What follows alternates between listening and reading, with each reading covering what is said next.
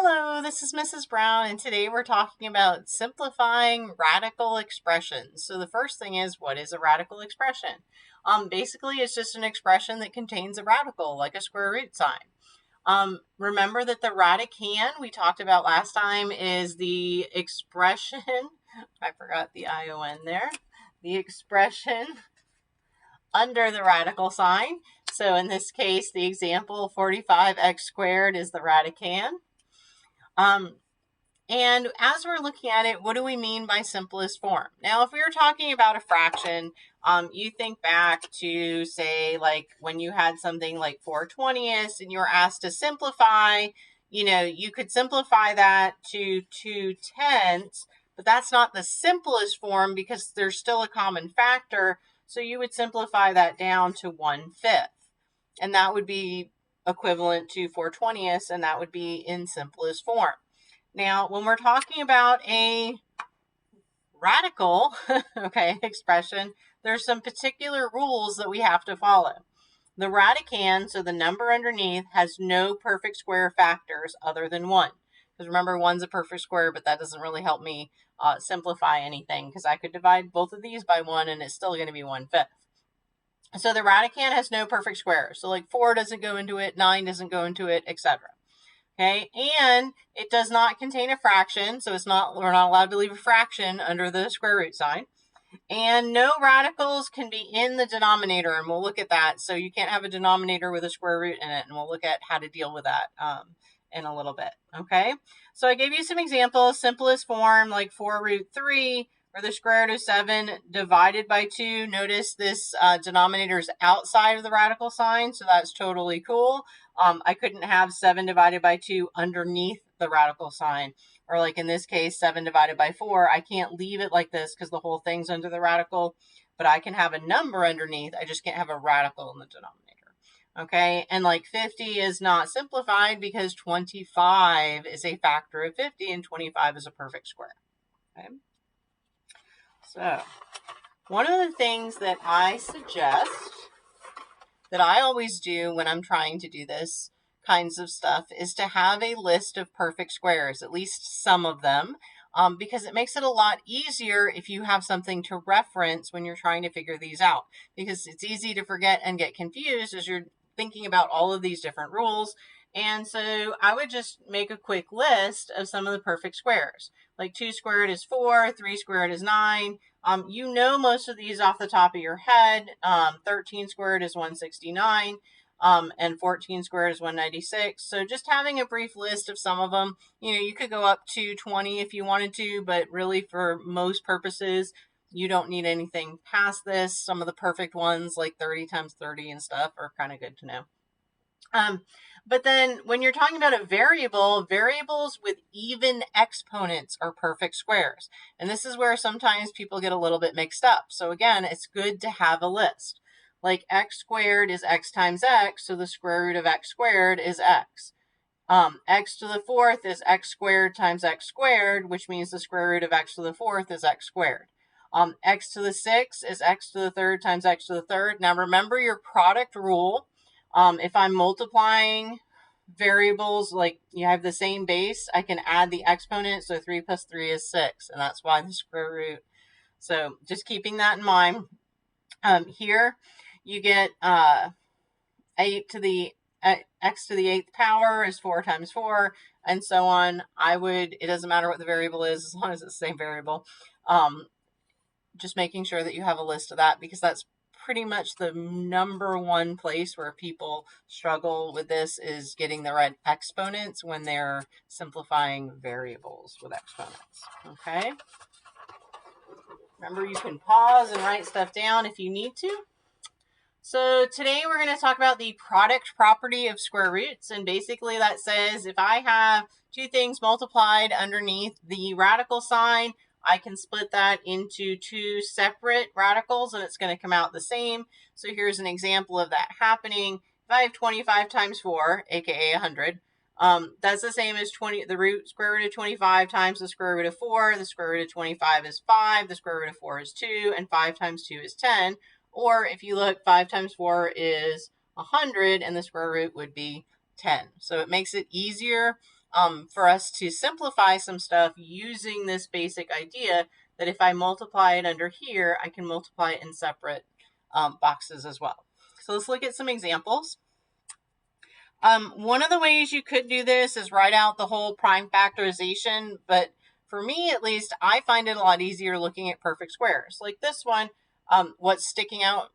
16, as in 16 times 10. So I could rewrite this as the square root of 16, which is a perfect square, times the square root of 10. Now, 10 doesn't have any other perfect squares that are going to go into it because it's like 2 times 5 are the only factors. So therefore, that's as simplified as I can make it. And I take the square root of 16, which is 4. So my answer is 4 root 10.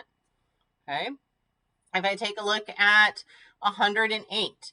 Now, this is a case where sometimes you might not notice the largest perfect square the first time.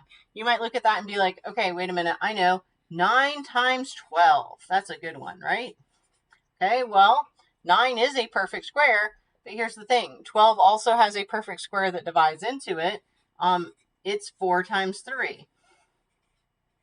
So really, I could do 3 times 2 is the square root of 3. 3 times 2 is 6. So it's 6 root 3. I can get to the answer that way. Or I'm looking at this going, hey, I know my multiples of 36 off the top of my head. And there's actually some tricks to that, which maybe we'll get into in a different video. But if I take the square root of 36, I get 6 root 3. I get to the answer either way.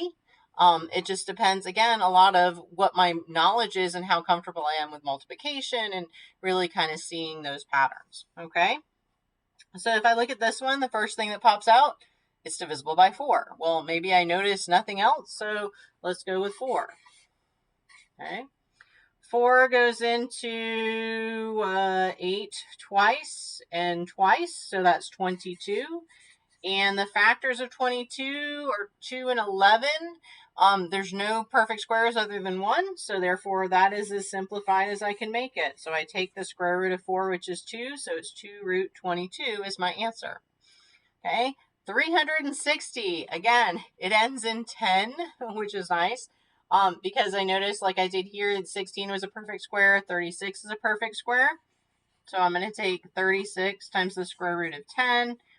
10 is as simplified as you can make it, so it's 6 root 10. Okay? Let's take a look at some more examples. All right. So now in this case, you see it's already broken up. So let's use this property kind of backwards and kind of put some things together to see what we can do, because neither of these are perfect squares. But if I think about it, 21 is 7 times 3.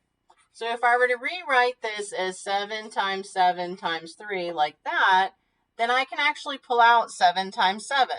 So 7 squared, the square root of 7 squared times the square root of 3.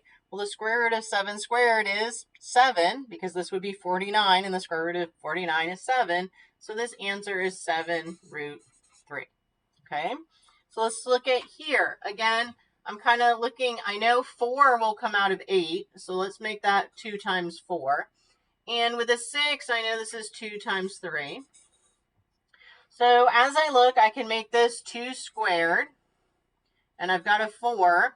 Those are both perfect squares times the square root of 3, because 3 is not a perfect square. 2 squared is 4, so this is really like 4 squared. And I'm taking the square root of 4 squared, which is 4 root 3. Okay, I could have gone and done this separately. This would be 2. The square root of this would be 2. 2 times 2 is 4, so it's 4 root 3. Okay, again, taking a look at that. I could have multiplied these together to get 48 to start with, and then said, hey, I know that that's 16 times 3, and gotten to 4 root 3 that way. So it kind of, again, depends on what you're comfortable with and what you're going to notice about a particular problem. The more you do, the easier this gets. All right, so let's take a look at this one. Again, I noticed with 12 that that's 4 times 3, and 6 is 3 times 2. So if I were to break this up into separate categories like this, okay, again, square root of 4 is 2 times the square root of 3 squared is 3 times root 2. And I'm going to put these in front. 3 times 2 is 6, so it's 6 root 2. Okay. Now let's look at some variables. It's not that scary. Okay, remember I said even numbered variables are perfect squares. So x to the third is not, but remember that is the same as x squared times x. Because if I'm using my product rule, that would be x to the 2 plus 1, which is 3. So this is equivalent to x squared times x. I can take the square root of x squared, which is x, so the answer is x root x, which I know sounds funny, but it is the actual correct answer. When you look at 11, what's the largest even number? 10 that will go into it. So I can break this up into the square root of y to the 10th times, okay, again, 11 minus 10 is going to give me 1 left over, like that. The square root of y to the 10th, okay? In other words, y to the 5th to the 2nd is going to be the square root because 2 times 5, remembering the power rule, is y to the 10th. So this is y to the 5th times the square root of y, okay? So again, this is where having that list comes in really handy because it's one of the places, again, that it's really easy to kind of get confused at when you're trying to figure out the exponent of variables when you're taking the square root, okay? So let's put that all together, okay? If I'm going to do this, I'm going to sort this into what I would consider perfect squares and not perfect squares. And when I do that, I kind of like to set up 2 square roots, and I know they're being multiplied, and so I look at 24. Now, perfect squares that go into 24, 4. So I put 4 over here in perfect squares, and 6 is not a perfect square, so I'm going to put it over there. And there's nothing that goes into 6 that's a perfect square other than 1. So I've got that. Then I take x to the 5th. Well, I know x to the 4th will be a perfect square, and I've got x left over. Y to the 3rd. I know y squared is a perfect square, and I got y left over. Z squared is a perfect square, no z's left over, and now I'm ready to simplify. This part, I can't do anything to. These are the things that are not perfect squares. Here, I'm going to take my square root of each piece of it. So the square root of 4 is 2. The square root of x to the 4th is x squared. The square root of y squared is y, and the square root of z squared is z. So this is 2x squared yz times the square root of 6xy, okay? So let's take a look at this one. Again, as I'm looking at 84, I'm thinking about what goes into it. It's divisible by 4. I can't figure out anything else because if 4 would go into it 21 times, and 21 is like 3 times 7. There's no perfect squares going into 21. So I think that's as simplified as I can make the number. Again, if I miscalculate there, then I can go back and remove another perfect square afterwards if I need to, okay? So this is 4 times 21 is 84. With m to the 3rd, I can take out an m squared, and I'm left with m. And I can take out an n to the 8th as a perfect square, and I'm left with n. So again, this I can do nothing to. It's as simplified as I can make it because I can't take the square root of any of those. I'm trying to make sure your square root goes over all of it as it needs to. And then I take the square root of each piece. So the square root of 4 is 2, and the square root of m squared is m. And finally, the square root of n to the 8th is n to the 4th. Because again, n to the 4th to the 2nd is equivalent to the n to the 4 times 2, which is n to the 8th if I use my power rule. Okay. So again, those rules that we talked about when we did polynomials are really, really important. And if you're struggling a little bit with that, you may want to go review that video. Okay. All right. So the quotient property of square roots. Basically, if you have a fraction under the square root, you can take the square root of the numerator and denominator separately. So the square root of a divided by the square root of b is the equivalent of saying the square root of a divided by b. Okay, so if I had 4/9, I could do square root of 4 over the square root of 9. This is equivalent to 2/3. Or if I'm comfortable with fractions, I could have just taken the square root of 4/9 and said it was 2/3. But what this allows me to do is, let's say I have the square root of, say, 3/4. Well, I can't take the square root of 3, but I can take the square root of 4. So this is equivalent to the square root of 3 over the square root of 4. And this would become the square root of 3 over 2. And so since I'm not allowed to leave a fraction in the denominator, that's actually a pretty useful thing. Okay? So let's get to the fun stuff, which is rationalize the denominator. In other words, I said we can't have a radical in the denominator, so we need a method for making sure we can get rid of it. Basically, you're going to be multiplying the numerator and denominator by a factor that eliminates the radical form.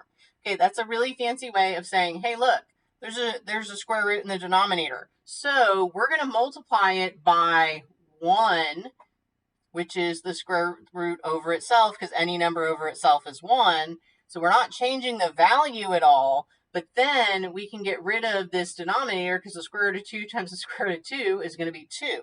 So I'm going to have a nice whole number in the bottom and not have to deal with the square root anymore. And that's really what this is about. So this is equivalent to this. And this would be considered the simplest form. Notice that 10, I'm not dividing 10 by 2. You can't do that. 2 is not under a radical sign, but 10 is. So you cannot divide those because you can only divide it if they're both under the radical sign. Okay, so that is as simplified as I can make it. So for instance, here's an example of where simplifying would be really helpful. So I have 55 over 10. They're both under the radical sign, so I can simplify it like I would a normal fraction, which is the first thing I'm going to do. So 55 and 10 are both divisible by 5. So this is equivalent to the square root, of 11 over 2. I almost didn't get it simplified there.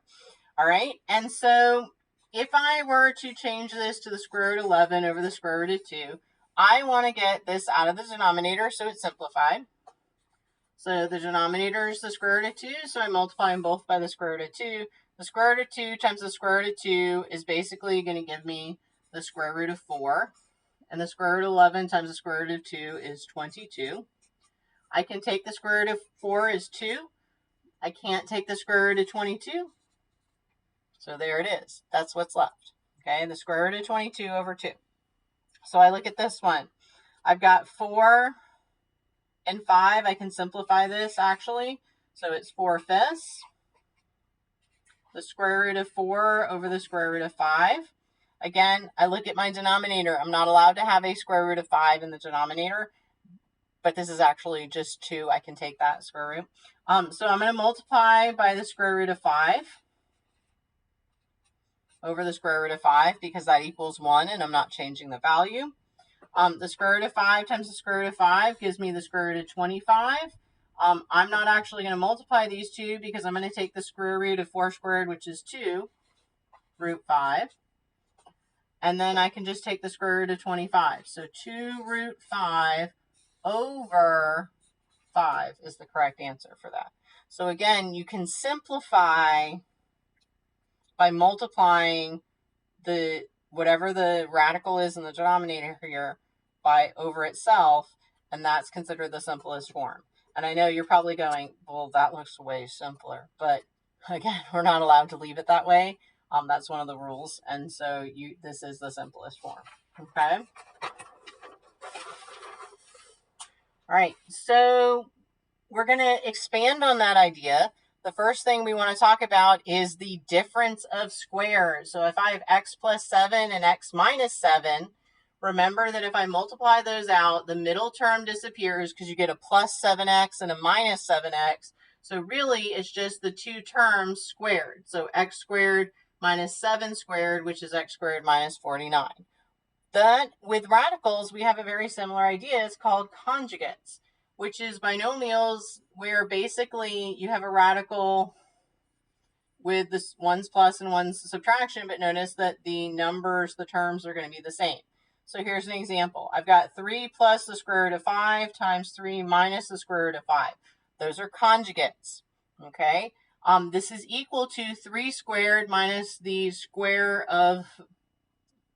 root of 5 squared, okay? If you remember, the square root of 5 is equivalent to 5 to the 1/2 power. So if I am taking 5 to the 1/2 power to the second power, I'm doing 2 times a half. What's 2 times a half? It's 1, so that's just plain old 5. So what this ends up being is 9 minus 5 equals 4, and that would be this simplified, okay? When you take a look at this one, another way to think about it, the square root of 5 squared is the square root of 5 times the square root of 5, which is the square root of 25. And of course, when you take the square root, it's going to be 5. So however you think about it, if you're more comfortable thinking about it this way or this way, this is going to come out to 5. All right, so let's take a look at another example. Again, I have the difference of squares. These terms are the same. These terms are the same. The difference is 1's plus, 1's minus. So this is going to be the square root of 12 squared minus the square root of 9 squared. Again, what's going to happen? The square root of 12 times the square root of 12 is the square root of 144, which is just 12. The square root of 9 times the square root of 9 is 81, which is just the square root of would be 9. So 12 minus 9 is 3. All right. So last little bit, we're going to take this idea to deal with some much more complex looking problems. Okay. When I look at this, this is not simplified because I have a square root in the denominator. I'm not allowed to have a square root in the denominator. So I need to get rid of it. How do I get rid of it? By multiplying by its conjugate. So this is 3 plus the square root of 2. So I'm going to do 3 minus the square root of 2. Okay. And so I'm going to use the distributive property here. And again, I'm going to use the rule that I've been practicing. So I've got 5 times 3 minus 5 root 2 on the numerator. And here I'm going to get 3 squared minus the square root of 2 squared. So I'm going to keep simplifying what I can. So 5 times 3 is 15 minus 5 root 2 divided by 9 minus 2. So my final answer is 15 minus 5 root 2 divided by 7. Now, here's another place where people commonly make a mistake. They try to do 15 minus 5. You can't do that because of the order of operations. This is 5 times the square root of 2, which means that has to happen before you can subtract. This is the simplest form. You cannot do 5 minus 5 root 2. Now, if you had 15 root 2 minus 5 root 2, which we'll look at actually in the next video, you could do that. That's possible because you have the exact same number under the square root. This is the distributive property. It would allow you to do that. But that's not the case in this problem, so make sure that you don't subtract those. Okay? Let's take a look at one more example. Okay? I have a radical in the denominator, and I am not allowed to do that, so I need to rationalize the denominator. So I'm going to multiply by its conjugate. Since this is a minus, I'm making it a plus. Okay, again, in the numerator, I'm going to use the distributive property. So 6 times 5 plus 6 times the square root of 3. Okay, this is going to be 5 squared minus the square root of 3 squared. Okay, I'm going to simplify. 6 times 5 is 30 plus 6 root 3. Again, for the same reason, multiplication has to happen before addition. I can't simplify the numerator anymore. I get 25 minus the square root of 3 squared is going to be 3. Okay, because again, the square root of 3 times the square root of 3 is 9, and the square root of 9 is 3. Okay, so I get 30 plus 6 root 3 divided by 22. These actually all have a common factor of 2. So I can simplify out by 2 as long as I'm doing it for all 3 terms. So for that and for that and for that, so that would be actually 15 plus 3 root 3. I'm not affecting the radical at all, and 22 divided by 2 is 11. And so this would be my final answer. Okay, I hope this helps and have a fabulous day.